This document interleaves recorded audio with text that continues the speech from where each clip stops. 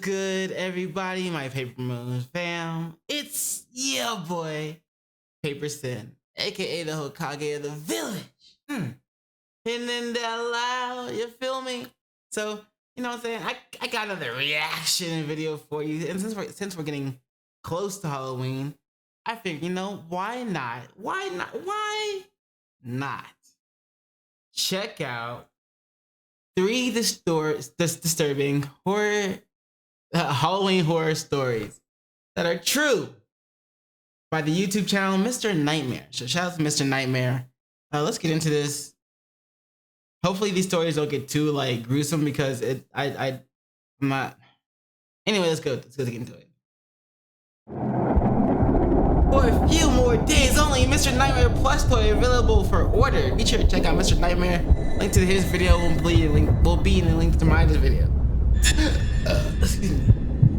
Story 1, Angelo's photo. It was Halloween weekend. Okay. It was falling on a Saturday this year. Right. My mom always takes decorations and giving out candy very seriously. It's almost like she has to compete with the neighbors to have the most sought-after house to trick-or-treat at. Why do parents do that? Why do they do that? Why? What's the importance of trying to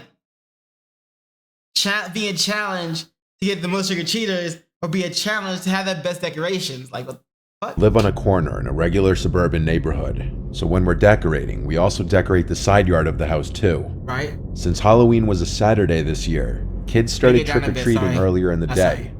However, it was a cloudy, cold day, and there was a chance of rain in the forecast. My mom apparently couldn't understand that this may have been a factor as to why there weren't many trick-or-treaters out. Instead, after a few trick-or-treaters seemingly skipped our house, she couldn't understand why? Okay. She assumed it was because there weren't enough decorations out to attract the trick-or-treaters. No, it's because of the rain, and I highly doubt that any trick-or-treaters would skip a house simply because of the lack of decorations they have. I could see if the entire house is pitch black, there's no lights on in the house at all, and there's no decorations, then maybe they'll skip. But this just this is just the house, the lights are on, there's decorations, there's a few decorations out here, but they don't have enough decorations to lure me into getting candy. Pressing exit out, yo. She told me to go get whatever containers were left in the attic containing decorations. I insisted this wasn't necessary, but she insisted otherwise and forced me to. So I went up to the attic, which is directly above my bedroom. Okay. The attic door is in the hallway upstairs. I pulled down the door and climbed up the ladder. We have the holiday containers sorted a specific way, so I went over to where the Halloween containers were. There were only a couple still left up there. I opened one to see what was inside and said good enough. I started dragging the container out towards the attic door, and I carefully slid the container down the ladder. As I was about to climb down out of the attic, I thought I heard something on the opposite side of the attic, like a piece of wood cracking under the weight or pressure of something. I looked over to the wall of containers in the far corner. It's an attic though. The sound of wood snapping or cracking really wasn't that weird.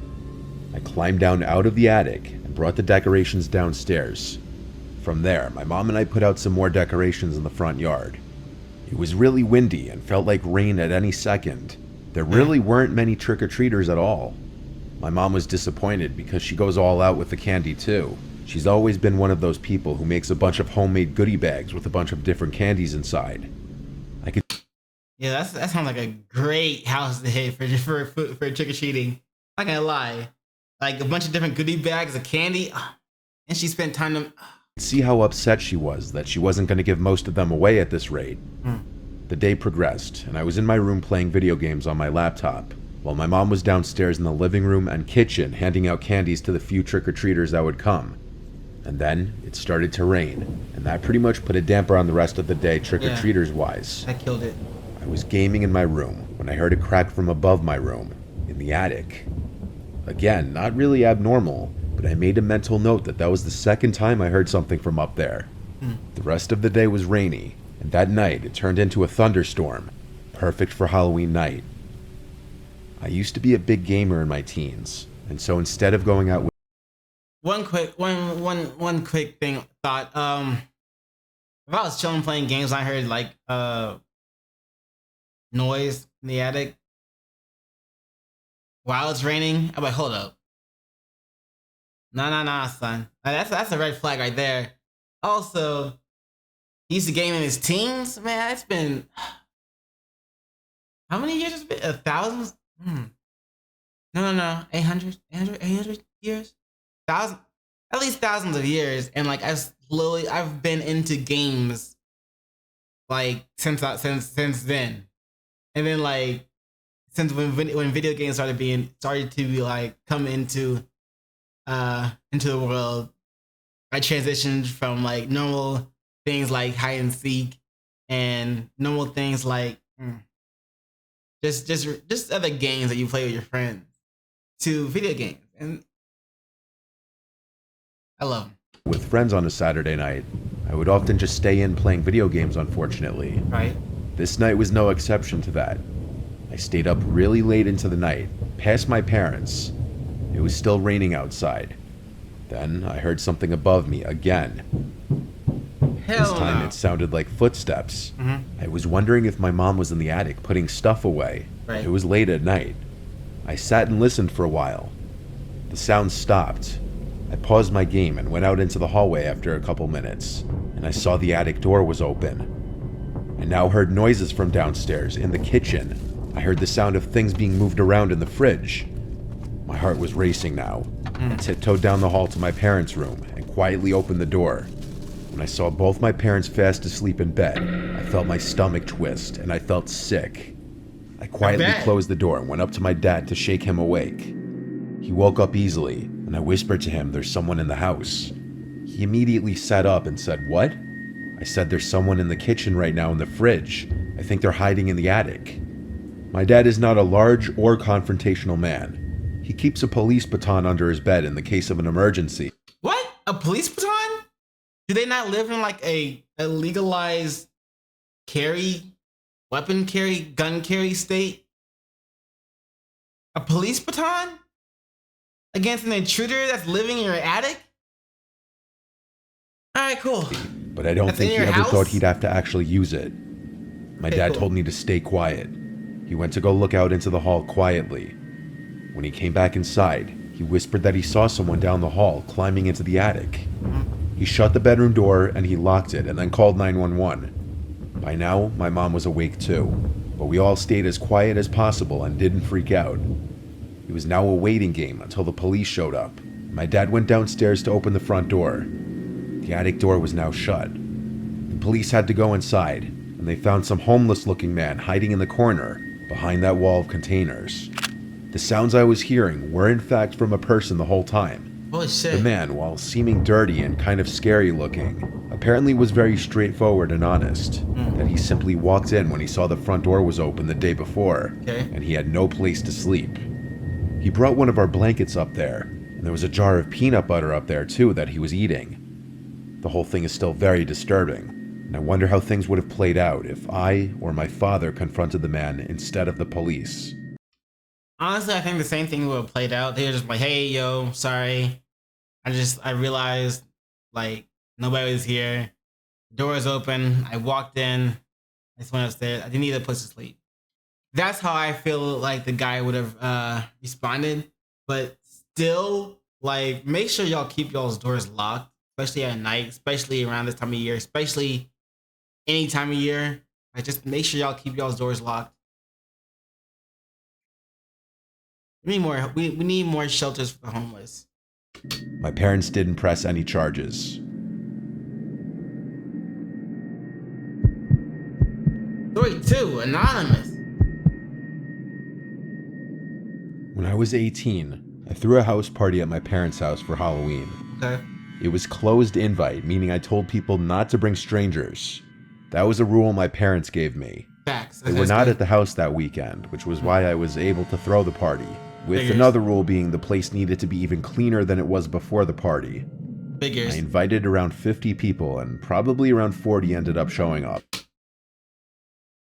This must be one of like the popular kids in school where it's like, I'm just gonna invite people from school and yeah, I told them not to bring, any strangers.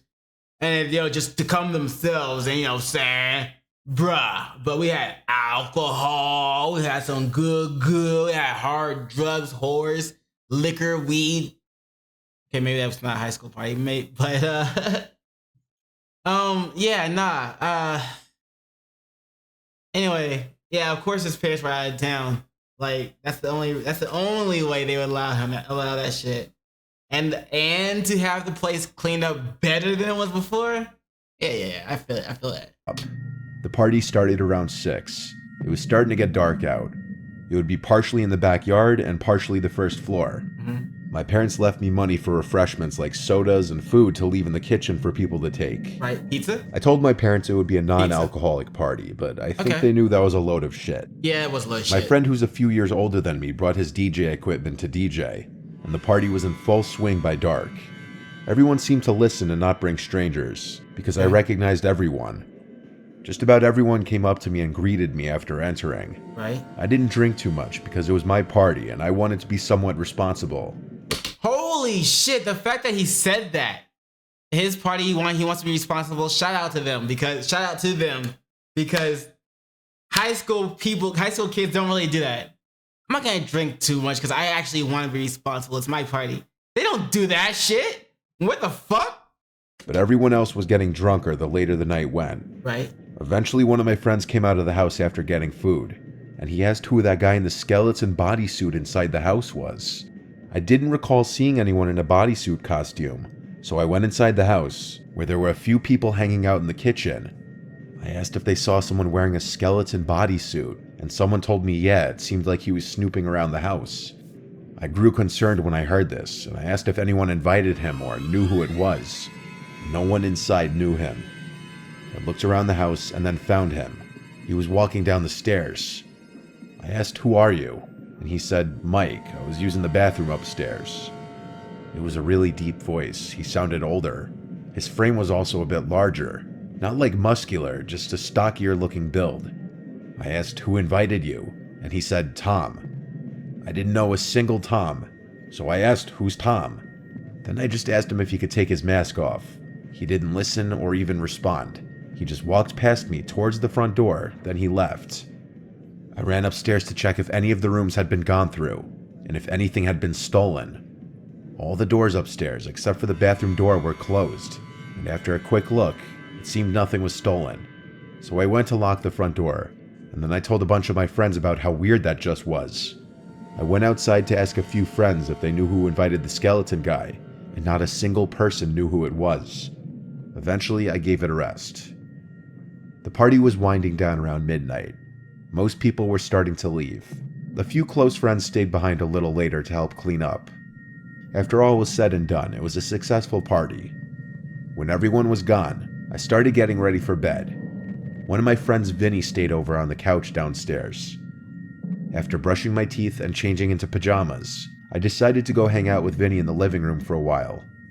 We had some drinks and just watched funny YouTube videos on TV. My little sister, who was 14, was asleep by now.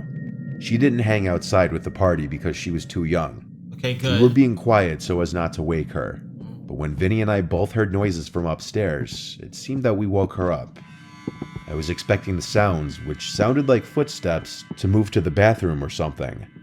I got a little confused when I never heard my sister's door open.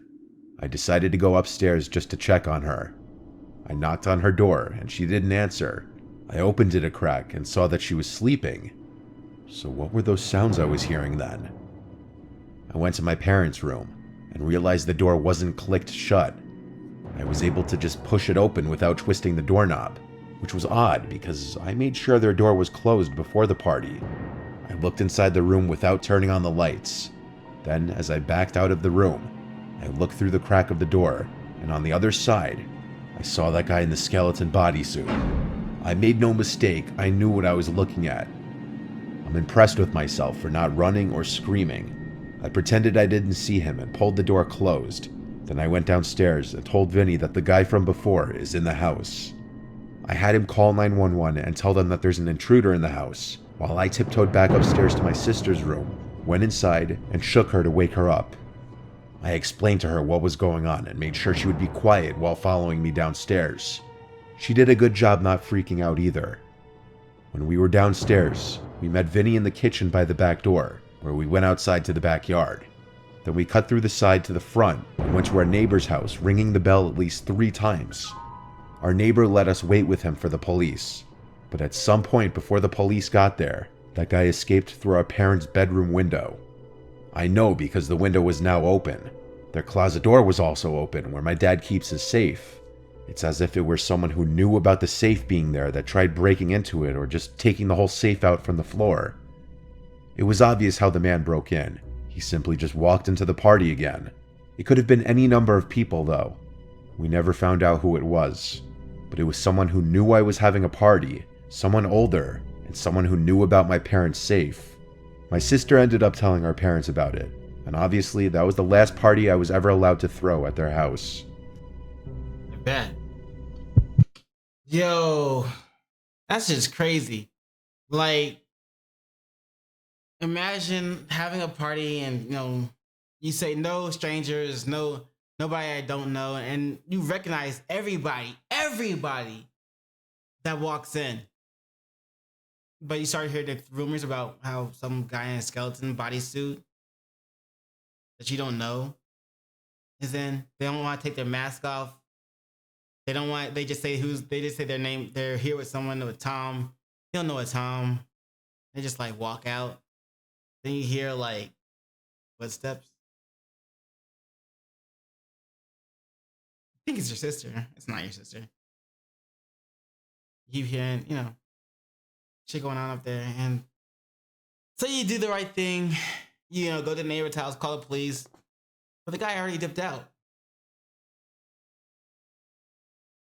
That's kind of scary, bro. I'm not gonna lie, that's pretty scary.